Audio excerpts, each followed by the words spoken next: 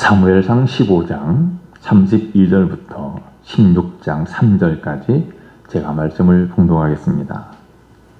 사무엘이 이르되 너희는 아말렉 사람의 왕 아각을 내게로 끌어오라 하였더니 아각이 즐거이 오며 이르되 진실로 사망의 괴로움이 지났도다 하니라. 사무엘이 이르되 내 칼이 여인들에게 자식이 없게 한 것 같이 여인 중 내 어미에게 자식이 없으리라 하고 그가 길갈에서 여호와 앞에서 아각을 찌고 쪼개니라. 이에 사무엘은 라마로 가고 사울 기브와 자기의 집으로 올라가니라. 사무엘이 죽는 날까지 사울을 다시 가서 보지 아니하였으니 이는 그가 사울을 위하여 슬퍼함이었고 여호와께서는 사울을 이스라엘 왕으로 삼으신 것을 후회하셨더라. 여호와께서 사무엘에게 이르시되 내가 이미 사울을 버려 이스라엘 왕이 되지 못하게 하였거늘 내가 그를 위하여 언제까지 슬퍼하겠느냐. 너는 뿔에 기름을 채워 가지고 가라. 내가 너를 베들레헴 사람 이새에게로 보내리니 이는 내가 그의 아들 중에서 한 왕을 보았느니라 하시는지라. 사무엘이 이르되 내가 어찌 할 수 있으리이까. 사울이 들으면 나를 죽이리이다 하니 여호와께서 이르시되 너는 암송아지를 끌고 가서 말하기를 내가 여호와께 제사를 드리러 왔다 하고 이새를 제사에 청하라. 내가 네게 행할 일을 가르치리니 내가 네게 알게 하는 자에게 나를 위하여 기름을 부을지니라. 아멘. 성경에 유명한 인물 중 한 사람이 바로 다윗입니다. 이 다윗이라는 인물에 대해서 여러분 어떤 평가를 내릴 수 있겠습니까? 다윗이라는 인물에 대해서 성경은 한 줄로 평가를 내립니다. 그것은 다윗은 하나님의 마음에 맞는 사람이었다라는 것이죠. 하나님 마음에 맞는 사람, 즉 하나님 마음에 드는 사람이었다라는 것입니다. 사도행전 13장 22절에 말합니다. 내가 이새의 아들 다윗을 만나니 내 마음에 맞는 사람이라 내 뜻을 다 이루게 하리라. 하나님께서는 다윗을 보실 때 그에 대하여 평가하기를 내 마음에 맞는 사람이다. 그러므로 내가 그를 통해서 내 뜻을 이루겠다라고 말씀을 하십니다. 반면에 사울 왕, 다윗의 전임 왕이었고 이스라엘의 초대 왕이었던 사울에 대한 성경의 평가는 어떠할까요? 하나님께서 그를 왕으로 삼으신 것을 후회하셨고 또 그를 버려서 왕이 되지 못하게 됐다라는 것이죠. 사무엘상 15장에 말씀합니다. 내가 사울을 왕으로 세운 것을 후회하노니, 그래서 후회한다. 이 후회한다는 말은 하나님께서 사울로 인해서 아주 크게 마음 아파하셨다라는 것입니다. 또 23절에 보면 왕이 여호와의 말씀을 버렸으므로 여호와께서도 왕을 버려 왕이 되지 못하게 하셨나이다. 사무엘 선지자가 사울 왕에게 찾아가서 한 말입니다.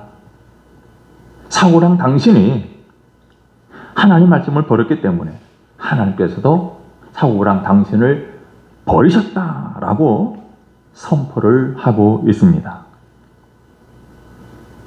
이처럼 다윗은 하나님의 마음에 맞는 사람이었고 사울은 하나님의 마음을 아프게 했고 결국 하나님께 버림받은 사람이었다라고 평가를 하고 있습니다. 여러분, 우리가 이 세상에 살면서 수많은 사람들의 마음에 들게 살았다라고 해도 하나님의 마음에 들지 않으면 소용없습니다. 그럼 여러분, 하나님의 마음에 맞는 사람, 하나님의 마음에 드는 성도들 다 되시기를 우리 주님의 이름으로 축원합니다. 이와 같이 하나님은 다윗을 가르쳐서 내 마음에 맞는 사람이다 라고 하셨는데 성경에서 이와 같이 하나님께로부터 내 마음에 맞는 사람 이렇게 불린 인물은 다윗 한 사람밖에 없습니다. 우리가 잘 아는 대로 다윗은 어릴 적에 양을 치는 목동에서 이스라엘 왕국의 최고의 영광을 실현했던 가장 위대한 왕이 되었습니다. 무엇보다도 하나님은 그의 자손에게서 이스라엘을, 아니 온 인류를 구원하실 메시아 그리스도가 나게 하실 것을 약속하셨고 실제로 그 약속을 이루셨습니다. 그래서 마태복음에 아브라함과 다윗의 자손 예수 그리스도라고 소개를 하고 있죠. 이처럼 다윗은 하나님의 마음에 맞는 사람이었는데 우리가 한 가지 냉철하게 평가할 것이 있습니다.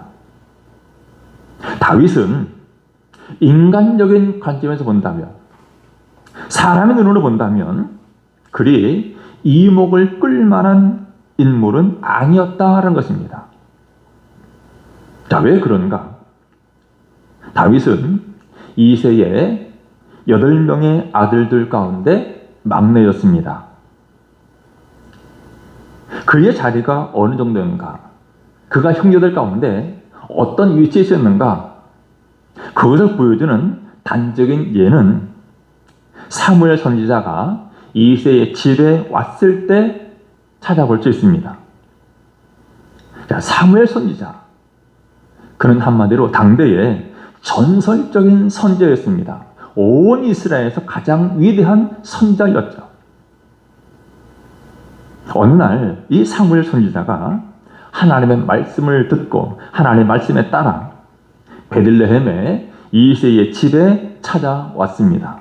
그리고 이새를 향해서 이새와 그의 아들들 제사에 오라 라고 청했습니다.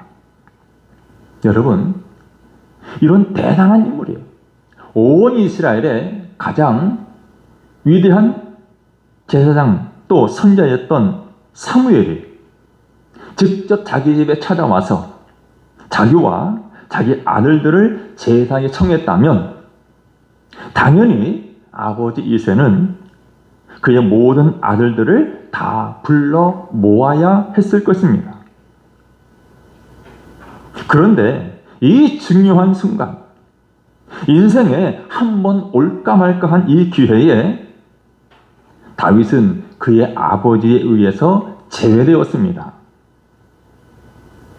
다른 모든 아들들은 아버지 이새와 함께 사무엘 선지자를 만나 제사를 드리는데 그 시간에 다윗은 무엇을 합니까? 양을 지키고 있었습니다.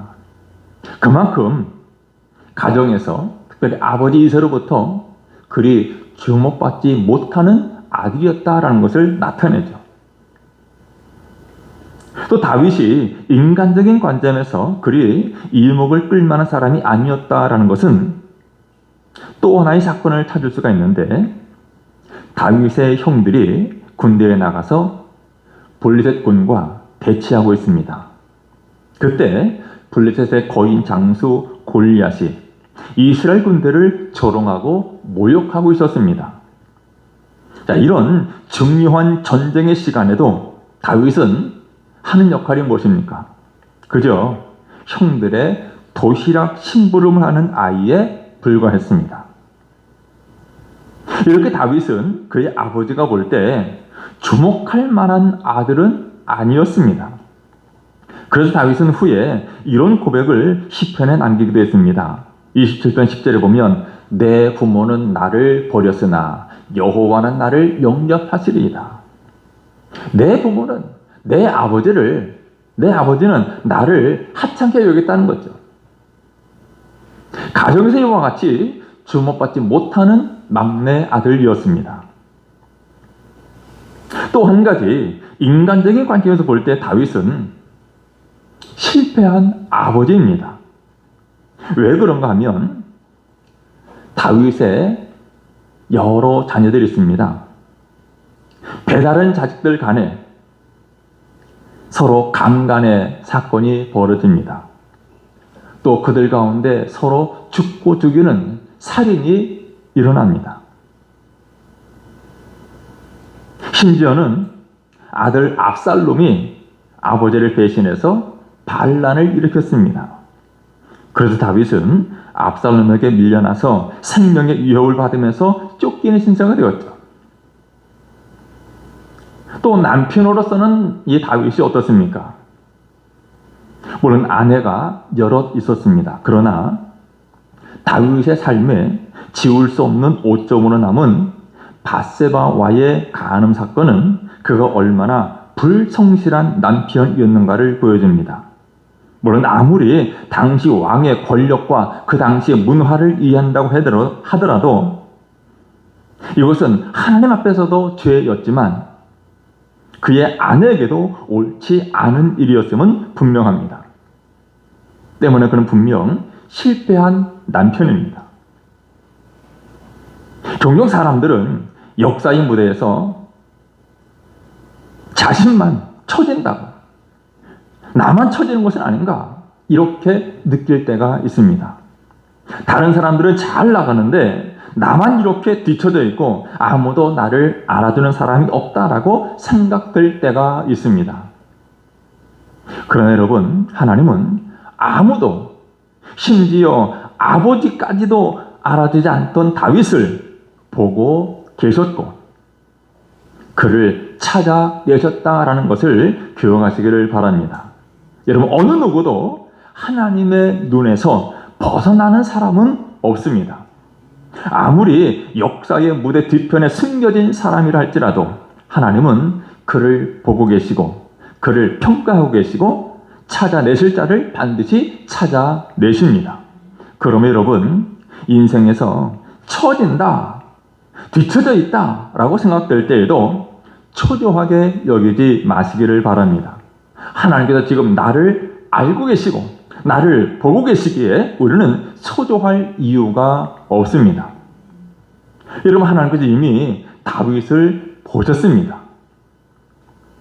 보십시오. 사울 왕이 블레셋과의 전쟁을 앞두고 초조해서 사무엘 선지자를 기다리지 못하고 자신의 군사들 사계를 높이기 위해서 자기가 임의로 제사를 집례했습니다. 월권형이죠. 제사장만이 제사를 집례할 수 있는데 사무엘 선지자가 오지 않는다고 해서 임의로 자신이 제사를 드렸습니다. 그때 하나님께서 사무엘 선지자를 통해서 뭐라고 말씀하십니까? 13장 14절에 보면 이렇게 말씀하셨습니다. 여호와께서 왕에게 명령하신 바를 왕이 지키지 아니하였으므로 여호와께서 그의 마음에 맞는 사람을 구하여 여호와께서 그를 그의 백성의 지도자로 삼으셨느니라. 하나님께서 하나님의 마음에 맞는 사람을 구하셨다라고 말씀합니다. 무엇을 말합니까? 이미 하나님은 다윗을 당신의 마음에 맞는 사람으로 보고 계셨고 마음에 결정하셨다라는 것입니다. 여러분, 인간적인 차원에서 볼 때 다윗은 우리가 배울 수 있는 부분이 그리 많지 않습니다. 집안에서 아버지에게 주목받지 못하는 막내 아들이었고 또 그의 자식들 제대로 양육하지 못한 실패한 아버지였고 밧세바와의 간음 사건을 일으킨 실패한 남편이기도 했습니다.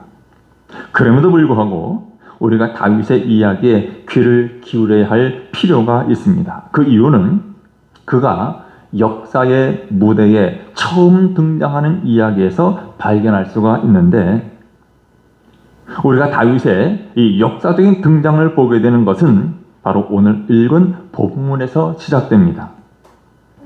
하나님께서는 이미 사울의 불순종을 보시고 앞서 말한 대로 그를 왕 삼으신 것을 후회하셨고 선지자 사무엘을 통해서 하나님께서 사울 왕을 버려서 왕이 되지 못하게 하셨다라고 알려주셨습니다. 그리고 사무엘 선지자가 사울 왕과 갈라섰습니다.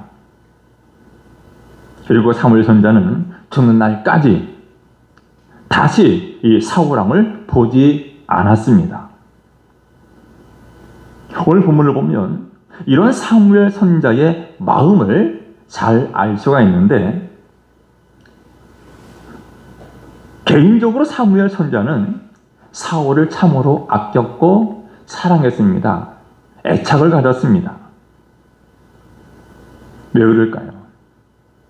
사무엘 선지자가 기름 부어 세운 이스라엘의 첫 번째 왕이었습니다. 사울은 보통 사람보다도 머리가 하나 더 큰 장신이었습니다. 신장이 컸습니다. 또 외모가 출중했습니다. 또 왕으로서 카리스마도 있었습니다. 그러나 성경의 기록들을 보면 이 사울은 하나님에 대해서는 그다지 관심이 없는 인물이었다는 것을 알 수가 있습니다. 외적으로 볼 때는 흠없는 사람으로 보이지만 가장 중요한 것, 하나님에 대해서는 그다지 관심이 없었습니다. 특별히 그가 저지른 두 번의 결정적인 불순종의 사건들, 이 불순종의 사건들은 공교롭게도 예배, 제사와 관련이 있었습니다. 사울은 블레셋과의 믹마스 전투에서, 그리고 아말렉과의 시내산 지역 전투에서 만족할 만한 승리를 거두었습니다. 승리를 거두었지만 문제는 그 승리가 아니었습니다. 무슨 문제입니까? 블레셋과 싸울 때 사울은 군사들을 단결시키고 사기를 진작시키기 위해서 사무엘 선지자를 기다리지 못하고 자기가 직접 제사를 드렸죠. 또 아말렉과 전투를 할 때 하나님은 아말렉 사람들을 한 사람도 남기지 말고 다 진멸하라. 그래서 하나님의 심판을 대신할 것을 명하셨습니다. 하지만 사울은 아말렉 왕 아각을 살려두었습니다. 그리고 좋은 짐승들을 남겨두었죠. 왜 좋은 짐승을 남겨두었냐라고 물었을 때 그는 변명을 합니다. 하나님께 제사를 드리기 위해서 남겨왔다. 그러나 사실 사울이 하나님을 위하는 것 같았지만 두 경우 모두 그는 하나님보다도 사람들을 더 의식했고 사람들을 더 우선시했습니다. 그는 하나님보다도 사람을 더 두려워했습니다. 이런 일들로 하나님께서 사울을 버리신 사실을 직접 만나서 전해했던 사무엘의 마음은 참으로 찢어지는 것만 같았습니다. 그래서 처음 하나님께서 그것을 사무엘에게 알게 하셨을 때 사무엘은 근심해서 밤새도록 하나님께 부르짖었다. 15장 11절에 말씀합니다. 그리고 아말렉과의 전투 후에 사무엘은 다시 그리고 최후로 하나님의 버리심을 전하고 사울과 갈라섰습니다. 본문 15장 35절을 보면 이때 사무엘은 사울을 위해서 슬퍼했다라고 말하죠. 그것도 하룻밤이 아니라 오래도록. 사무엘은 기록을 찾지 못할 만큼 이 일로 슬퍼했던 것 같습니다. 그래서 하나님께서 내가 그를 위해서 언제까지 슬퍼하겠느냐라고 하십니다. 그러면서 하나님께서는 사무엘 선지자에게 새로운 사명을 주시죠. 베들레헴에 사는 이새의 아들을 내가 이미 선택했으니 그에게 가서 기름을 부어서 왕으로 세우라라는 것입니다. 자, 16장 1절 말씀 우리 같이 한번 읽어봅니다. 시작. 여호와께서 사무엘에게 이르시되 내가 이미 사울을 버려 이스라엘 왕이 되지 못하게 하였거늘 내가 그를 위하여 언제까지 슬퍼하겠느냐.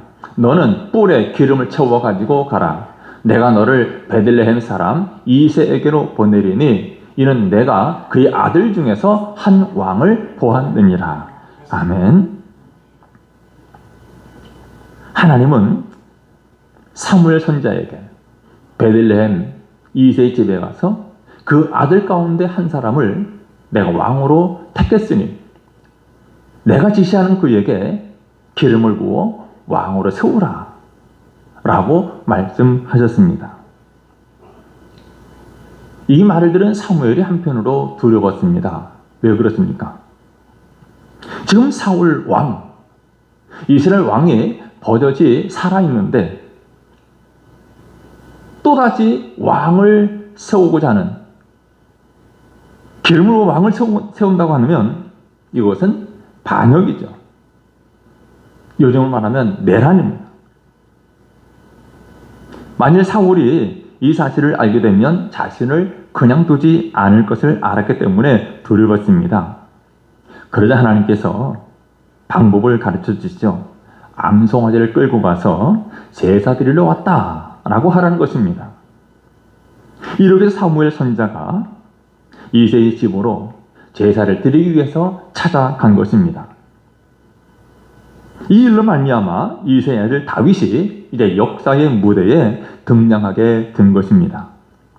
여러분, 그렇다면 하나님께서 사울을 버리고 다윗을 택하신 것이라면 다윗은 도대체 어떤 사람이었을까요? 왜 하나님은 이 다윗을 선택하셨을까요? 앞서 13장 14절에서 사무엘은 사울 왕에게 여호와께서 그의 마음에 맞는 사람을 구하여 그의 백성의 지도자로 삼으셨다라고 말했습니다. 그의 마음에 맞는 사람을 구했다고 했죠. 즉 다윗은 하나님의 마음에 맞는 사람, 하나님 마음에 든 사람이었습니다. 하나님 마음에 맞았기에, 하나님 마음에 들었기에 하나님이 그를 선택하셨다는 것입니다. 여러분, 하나님의 평가의 기준은 마음입니다. 사무엘이 이새의 집에서 이제 그의 여러 아들들을 앞에 둡니다. 과연 누가 하나님이 택한 이스라엘의 왕이 될 것인가? 제일 먼저 장자 엘리압을 보았습니다. 그를 보는 순간 사무엘 선지자는 하나님께서 기름 부으실 자가 이 사람이었구나. 하지만 그는 아니었습니다. 왜 사무엘 선지자가 장자 엘리압을 보고 왕으로 세우려고 했을까요? 그의 용모와 신장을 보았습니다. 그래서 하나님께서 사무엘 선지자에게 말씀하셨죠. 그의 용모와 키를 보지 말라. 내가 이미 그를 버렸노라. 내가 보는 것은 사람과 같지 아니하니 사람은 외모를 보거니와 나 여호와는 중심을 보느니라. 여러분, 대개 사람들이 다른 사람들을 평가할 때 보는 것이 무엇입니까? 외모, 용모와 신장입니다. 지금 사무엘 선지자가 엘리압을 볼 때 그 용모와 키를 보았습니다. 그러나 하나님은 외모를 보지 말아라. 나는 중심을 본다라고 말씀하십니다. 어떤 의미입니까? 여기 용모와 신장이 의미하는 것이 무엇이냐면 오늘 사람들이 자신을 내세울 수 있는 모든 장점들을 가리킵니다. 사람들은 어떤 장점들을 내세웁니까? 사람들은 무엇을 봅니까? 집안이 좋다, 공부를 많이 했다, 성공했다, 혹은 돈이 많다, 유명하다, 이런 것들이죠. 사람들은 이것들을 보고 그를 평가하고 그를 좋다, 훌륭하다, 괜찮다라고 말합니다. 사람들은 이런 외모, 즉 사회적인 또 세상적인 인간적인 기준들을 중요하게 여기고 살아갑니다. 그런데 하나님의 평가 기준은 사람들과 다릅니다. 하나님은 중심, 곧 마음을 보십니다. 하나님께서 다윗을 내 마음에 든 사람이라고 말씀하셨을 때 하나님께서 보신 것은 다윗의 마음이지 그의 외적인 조건들이 아니었습니다.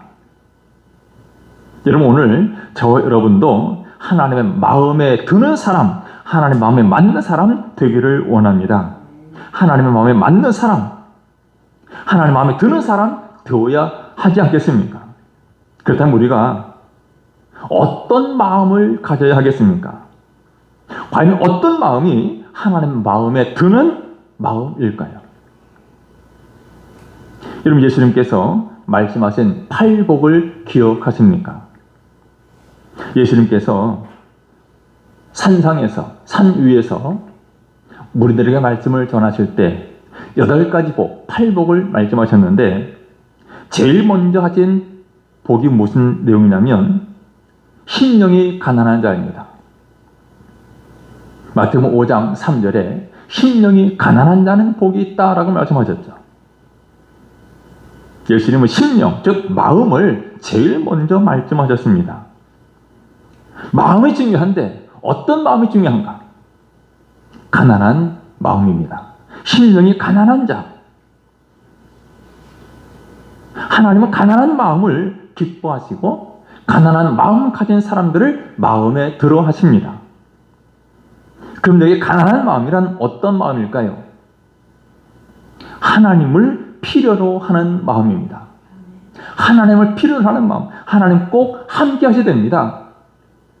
하나님 꼭 필요합니다. 이런 마음이죠. 사람들마다 하나님을 필요로 합니다. 그런데 그 동기가 참 다양하죠. 어떤 사람들은 자신의 성공을 위해서 하나님이 필요하다고 말합니다. 어떤 사람들은 자신의 문제를 해결받기 위해서 하나님 필요로 할 수가 있죠. 그러나 여기서 예수님께서 말씀하신 이 가난한 마음은 어떤 인간적인 성공이나 문제 해결을 위해서가 아니라 하나님 때문에 하나님이 필요한 마음이라고 할 수 있습니다. 하나님 때문에 하나님이 필요해요. 무슨 말입니까? 하나님이 소중한 분이시기 때문에 하나님 꼭 나에게 내 삶에 중요하신 분이기 때문에 하나님 좋으신 분이기 때문에 그 하나님 때문에 하나님 없어서는 안 된다는 거예요.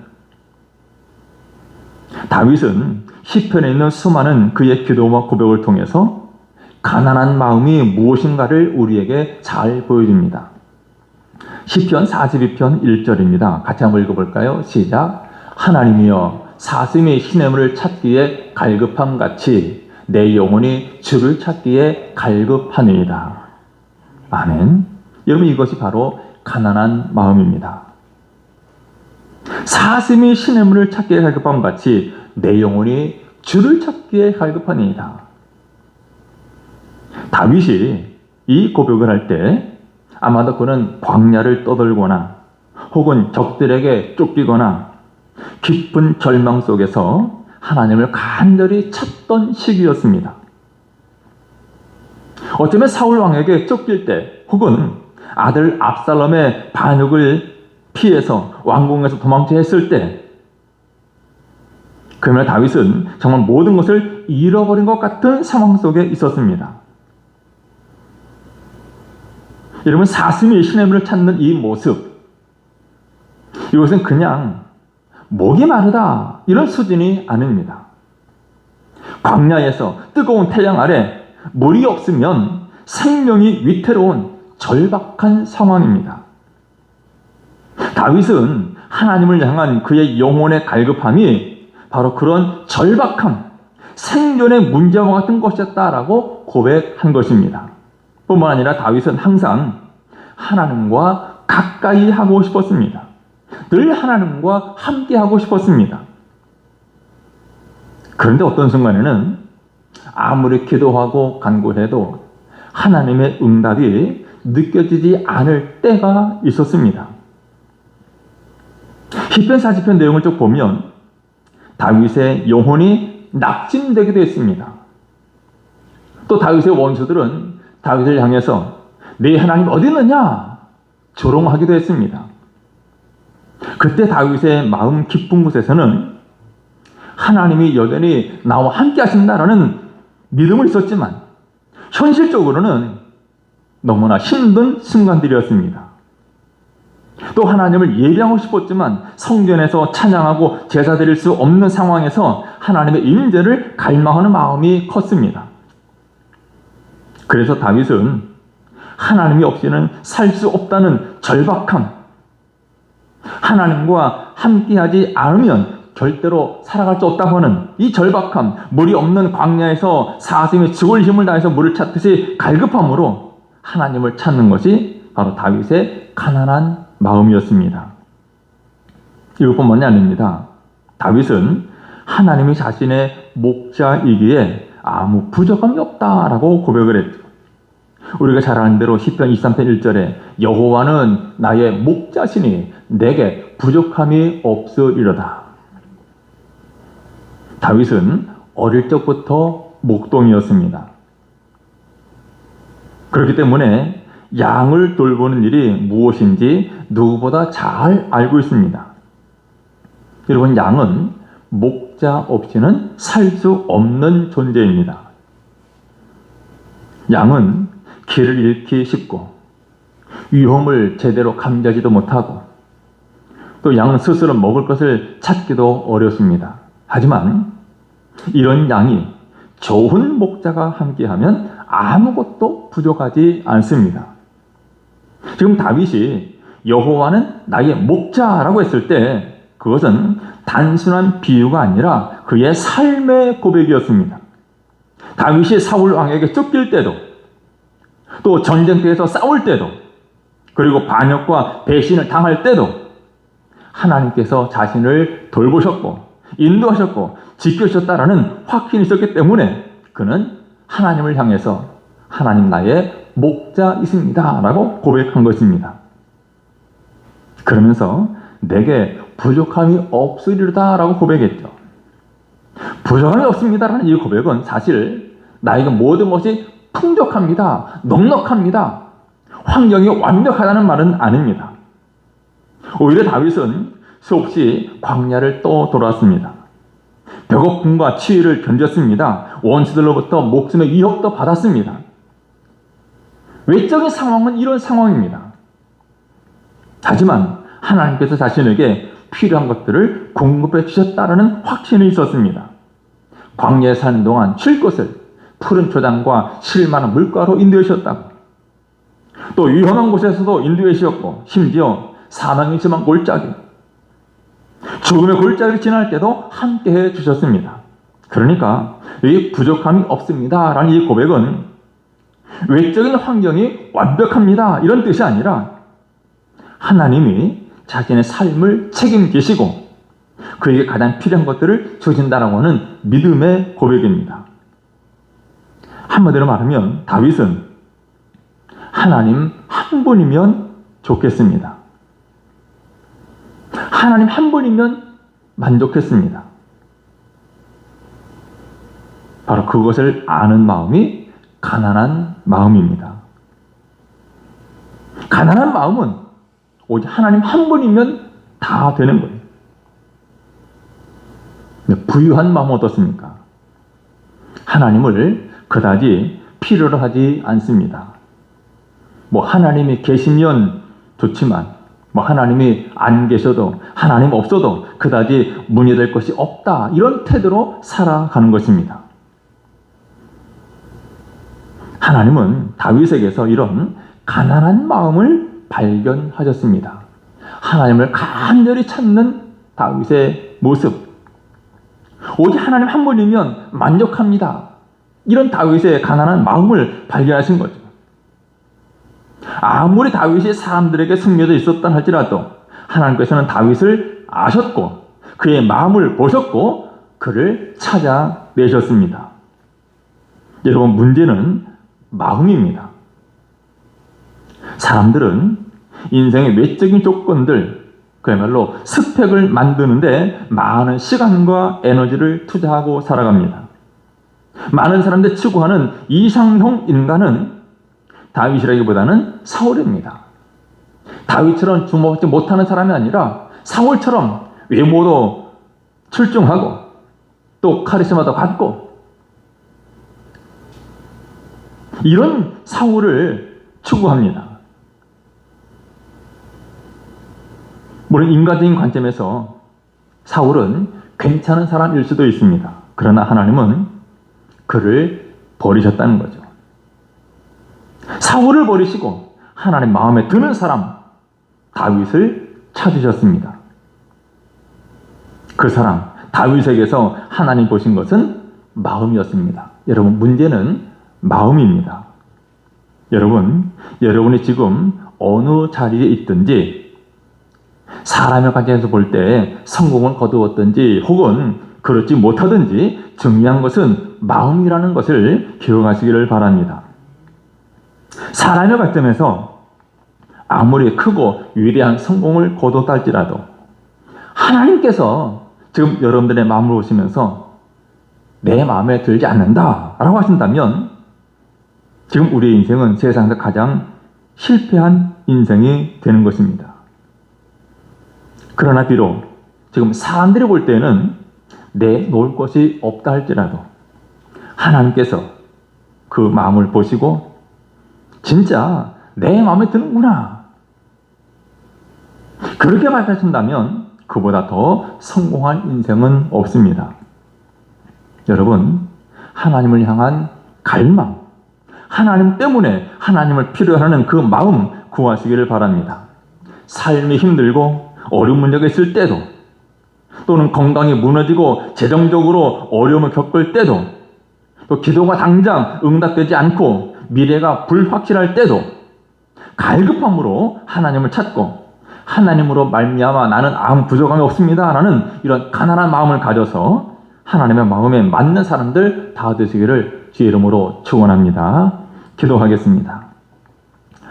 걸어가신 우리 하나님, 사람들의 마음에 드는 것도 귀한 일이지만 그보다 우리는 하나님 마음에 드는, 하나님의 마음에 맞고 하나님의 마음에 합한 사람들 되게 하여 주옵소서. 우리 하나님 앞에서 가난한 마음을 갖게 해주시되 하나님을 간절히 구하고 찾는 저희들 되게 하시고, 여호와는 나의 목자십니다. 내게 부족함이 없습니다. 오직 하나님 한 분만으로 만족하며 살아갈 수 있는, 그래서 늘 하나님 구하고 찾는, 하나님을 동요하는 가난한 사람들 다 되어서 하나님 마음에 합한 자가 되어 하나님 인도하심을 따라 늘 승리하는 삶 살아가게 해 주옵소서. 예수님의 이름으로 기도드리옵나이다. 아멘.